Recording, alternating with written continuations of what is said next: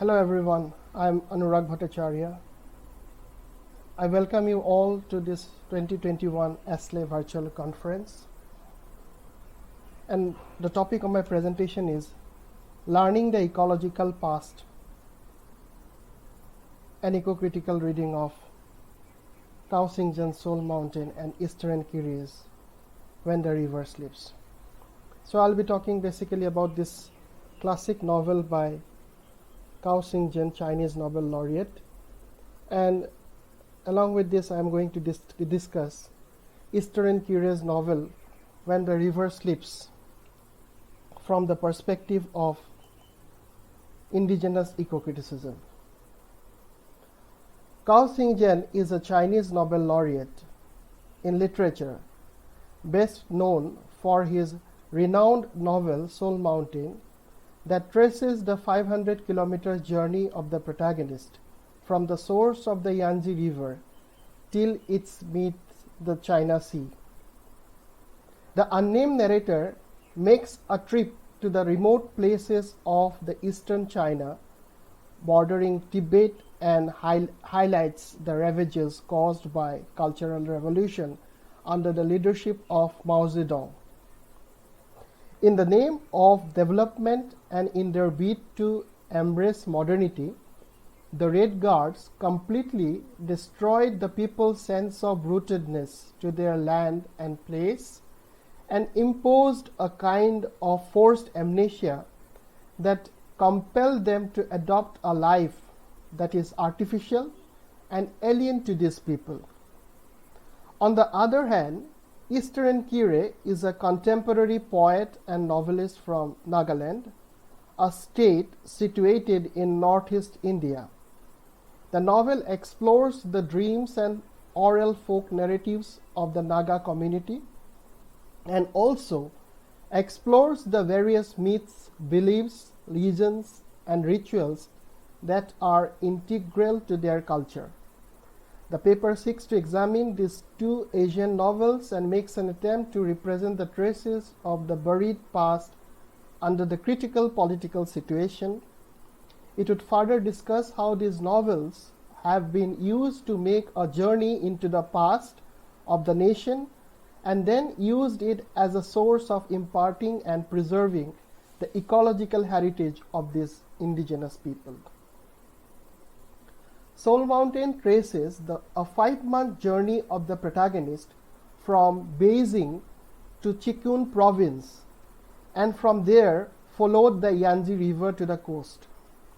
The description of the trip is supposed to be based on the author's journey along the catchment areas of the Yangtze River in 1983.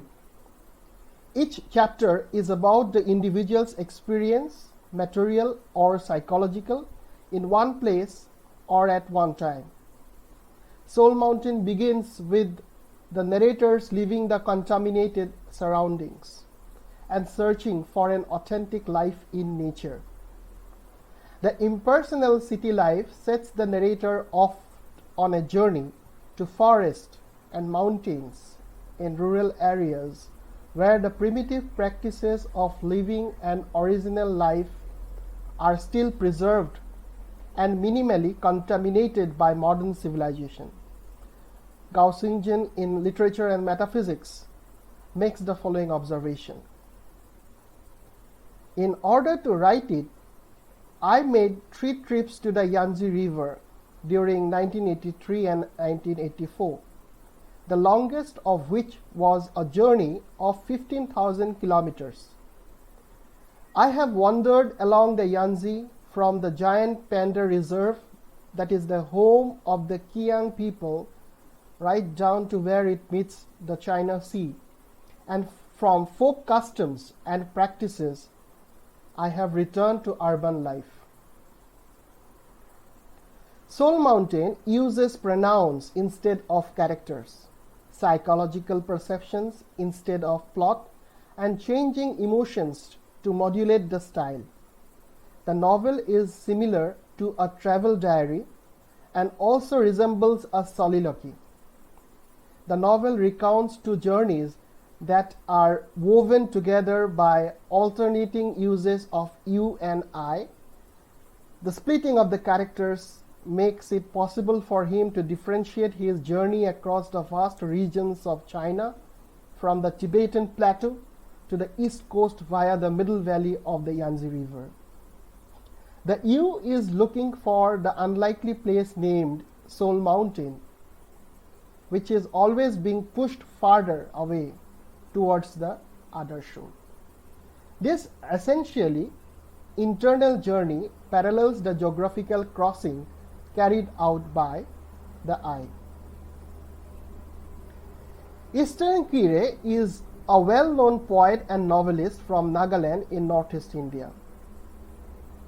The majority of her writings are based in the lived realities of the people of Nagaland.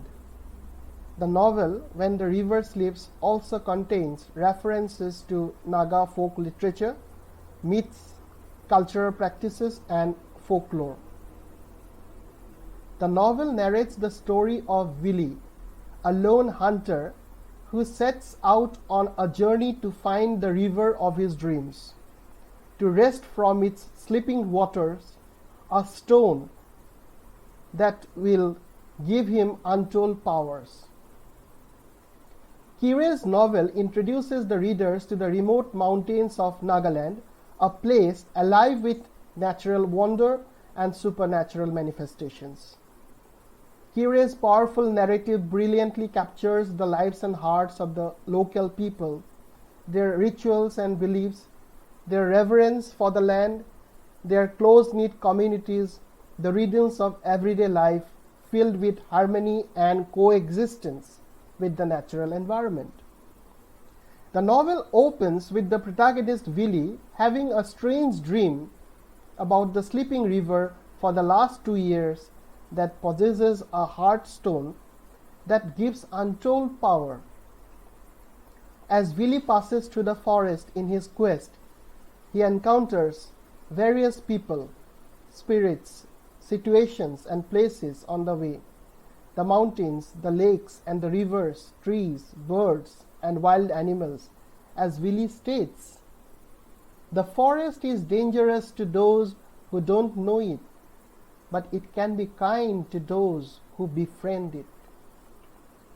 The novel Through the Journey of Willie not only provides a glimpse of the remote mountains, but also illustrates the close relationship the latter shares with nature. The forest is presented not only as a home and source of food for the animals, but also as a giver of life to its people. The novel presents the beauty, rich tradition, and culture of Nagaland and its people. Gao Xingjian is often considered as an exponent of truth-seeking literature, a literary movement that began in the early 1980s and often considered as the most pervasive and influential literary trend in post-Mao Chinese literature. The primary locus of truth-seeking literature is the Chinese countryside, where the political winds that swept China during the Cultural Revolution had only limited access. Agrarian society is thought to be the heart of Chinese culture, uncorrupted by Western influences, and thereby retaining the primordial energies of humanity. Influenced from the West, and particularly by Latin American magic realism, they identified ancient Chinese tradition as a source of a new literature that addressed profound universal issues while expressing a subjective vision of art and life. Although the ancient roots that inspired the root seekers were most often found in remote rural China, they also existed in the cities and were uncovered by the urban root seekers. In Soul Mountain, Gao Xingjian sets out to discover the nation's past, buried deep in the ancient lands, and to examine its implications for the literary imagination. In the view of Han Shagong, who has initiated this movement, states, there was a gap between the ancient past and the present. And in the 28th century, China had experienced a period of amnesia in which the nation's rich past was erased from the collective memory of the Chinese. The responsibility of a writer was to help the nation reconnect to its past, to sort out the cultural roots. Only by doing so, they argued, would Chinese literature be able to dialogue with the rest of the world. The goal of the root seekers, therefore, was to search for authentic Chinese. Environmental literature constructs place in a particular way, not just by naming objects, but by dramatizing in the process how they matter. Place attachment thus becomes a resource in the articulation of environmental unconscious. The narrative depicts the schizophrenia perpetuated during the Cultural Revolution, leading Gao Xingjian to develop an intense personal philosophy which he has used to escape from the political turmoil that threatened to physically and mentally trash him and squash him. Gao Xingjian in Literature and Metaphysics states, I have wandered along the Yangtze from the giant Panda Reserve, that is the home of the Qian people, right down to where it meets the China Sea, and from folk customs and practices I have returned to urban life. I was searching for self-realization and mode of living for myself. Distinctive deep ecological attitudes, values are organically related and inextricably linked with the significance of the title Soul Mountain, which in Chinese is called Ling Shan. Ling meaning spirit or soul, and Shan meaning mountain in Chinese. Soul Mountain is based on the Taoist doctrine Yin Yang, that everything in the world is made up of two opposite but related forces. Yin is the female force associated with darkness, cold, dampness, and submissiveness. Yang is male with characteristics that are bright, hot, dry, and dominant. According to the Taoist tradition, everything consists of this balance. It is what constitutes reality. Taoism takes this pattern to be a foundational pattern for the way all life operates. It can be inferred that the narrator in Soul Mountain expresses the contrasting aspects and relationships of everything that exists in the universe. Soul Mountain has no fixed definition, which makes it virtually untranslatable. It is in tune with the nature of the Tao, that everything is constantly transforming itself and that opposites in the world are complementary. As Miller states, there can be no black without white and vice versa, no good without evil, no strength without weakness, no male without female, no boom without bust, and no joy without sadness. When one fully internalizes this realization, it becomes clear that the goal towards which human beings should strive is balance and harmony rather than the ultimate victory of one's perspective over another, since there are no ultimates.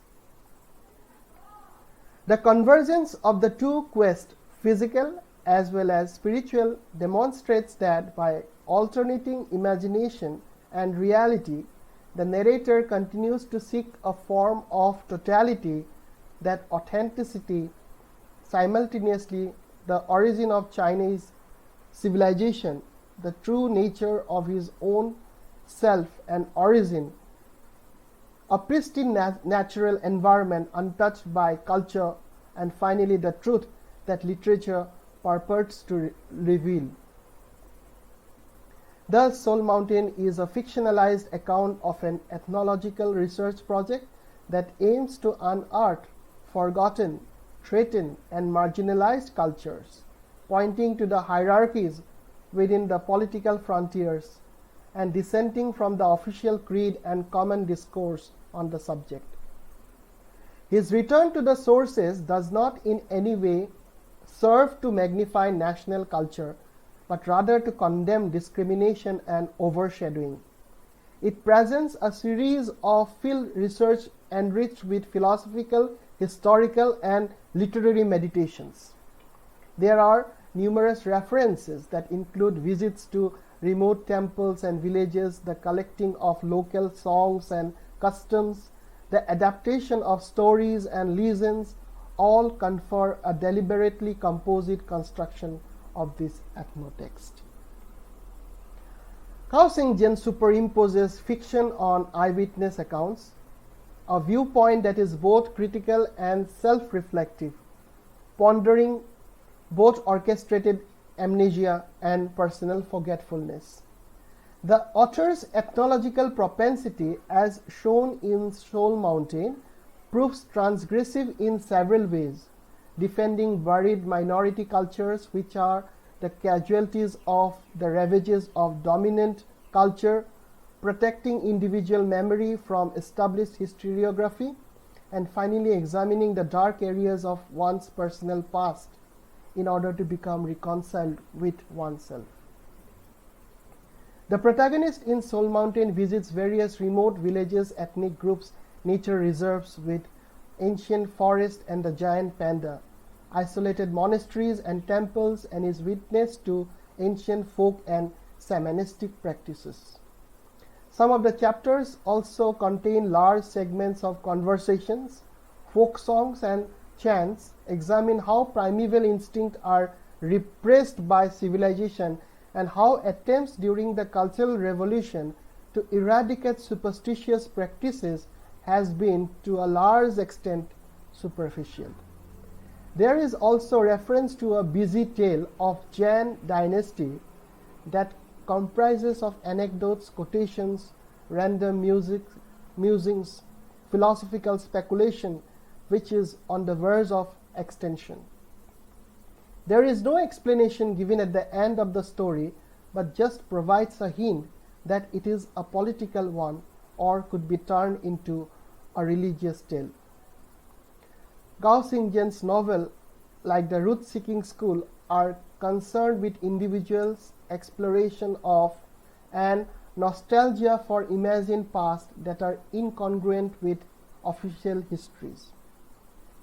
These official histories, be it Confucian or communist, portrays a China which is centered in the north, which with Confucius, Beijing, and the Yellow River as prominent cultural symbols. The search for alternative routes, however, took the 1980s writers south, with the poet Q. Won, the wilderness of the Southwest and the Yangtze River as cultural icons. He records the incantations and magical procedures, the ritual dances, the ballads, and funeral chants, which he uses or sees as incarnations of a primeval vitality that will not tolerate any policy of uniformization. Love songs echo in the depths of the valleys, expressing a spontaneity that becomes scarce in classical poems, imprisoned in the rules of prosody. The uncovering of these treasures is favored by exploration of the terrain combined with rereading works banned from the Confucian canon. This ethnological approach calls into question an imperial culture that has managed to create the appearance of the enormous monolith it has become.